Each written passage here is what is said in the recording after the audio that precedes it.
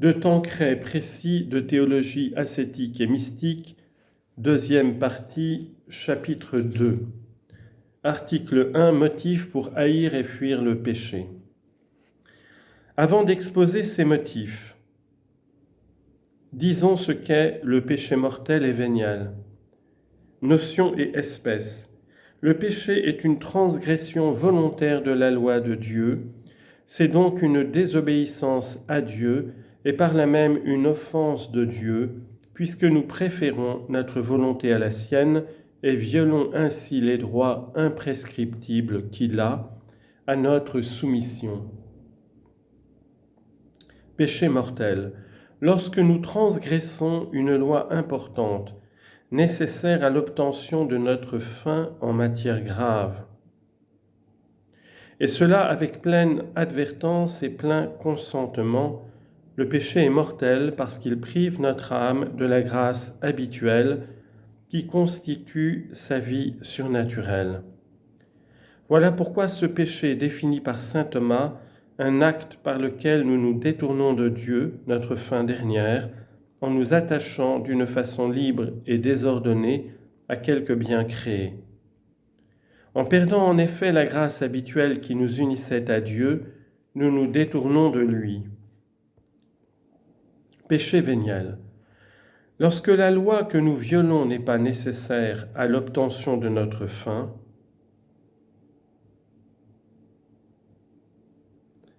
ou lorsque nous la violons en matière légère, ou si la loi étant grave en elle-même, nous ne la transgressons pas avec pleine advertance ou plein consentement, le péché n'est que véniel et ne nous prive pas de l'état de grâce. Nous demeurons unis à Dieu par le fond de notre âme, puisque nous voulons faire sa volonté en tout ce qui est nécessaire pour conserver son amitié et atteindre notre fin.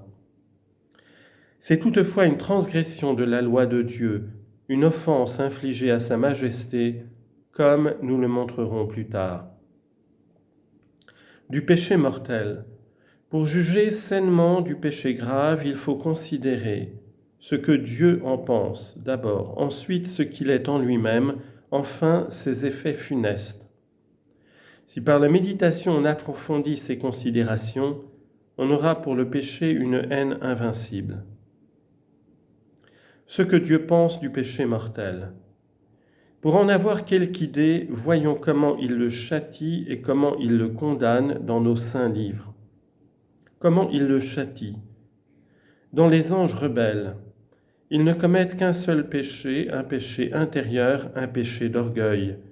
Et Dieu, leur Créateur et leur Père, Dieu qui les aimait non seulement comme l'œuvre de ses mains, mais comme ses fils d'adoption, se voit obligé pour châtier leur rébellion de les précipiter en enfer, où pendant toute l'éternité, ils seront séparés de lui et par là même privés de tout bonheur.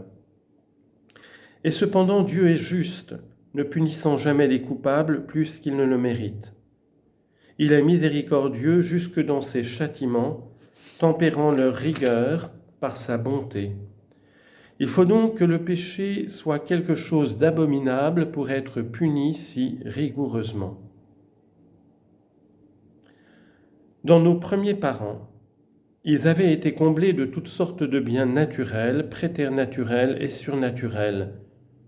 Mais eux aussi commettent un péché de désobéissance et d'orgueil.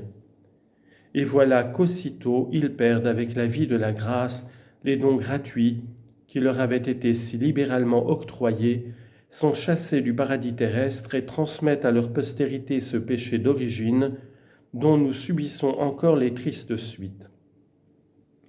Or Dieu aimait nos premiers parents comme ses enfants, leur permettait de vivre en son intimité, et si le Dieu de justice et de miséricorde a dû les châtier si sévèrement, jusque dans leur postérité, c'est donc que le péché est un mal effroyable que nous ne pourrons jamais trop détester.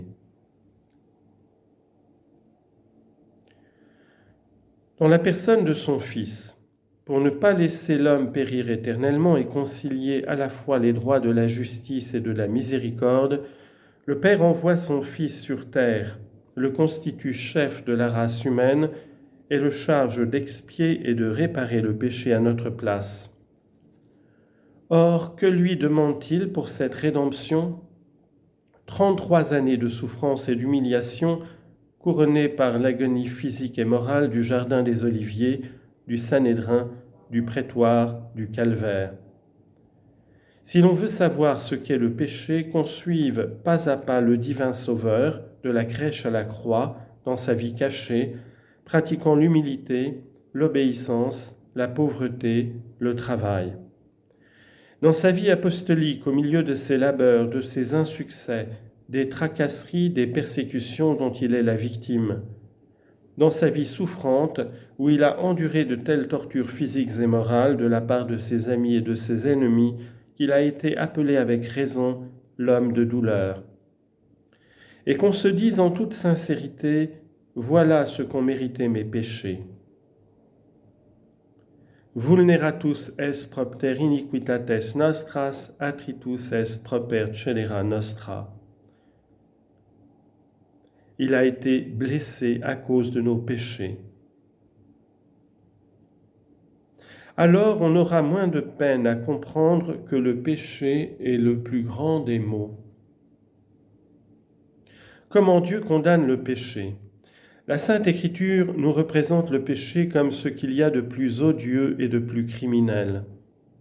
C'est une désobéissance à Dieu, une transgression de ses ordres qui est sévèrement et justement punie, comme on le voit dans nos premiers parents. Genèse, chapitre 2, verset 17, chapitre 3, verset 11 à 19. Dans le peuple d'Israël, qui appartient spécialement à Dieu, cette désobéissance est considérée comme une révolte, une rébellion. Jérémie, chapitre 2, versets 4 à 8. C'est une ingratitude à l'égard du plus insigne des bienfaiteurs, une impiété envers le plus aimable des pères.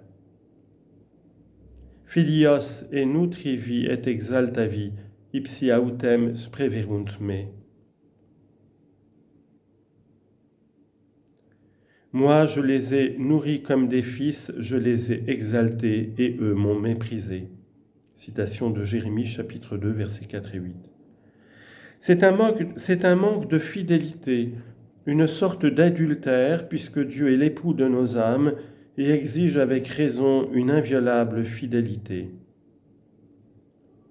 Tu autem fornicata es cum amatoribus multis. Jérémie chapitre 3 verset 1. C'est une injustice puisque nous violons ouvertement les droits de Dieu sur nous. Quiconque commet le péché accomplit une injustice, car le péché est injustice. Citation de la première de Jean, chapitre 3, verset 4, dans le latin de la Vulgate. Omnis qui facit peccatum et iniquitatem facit et peccatum est iniquitas.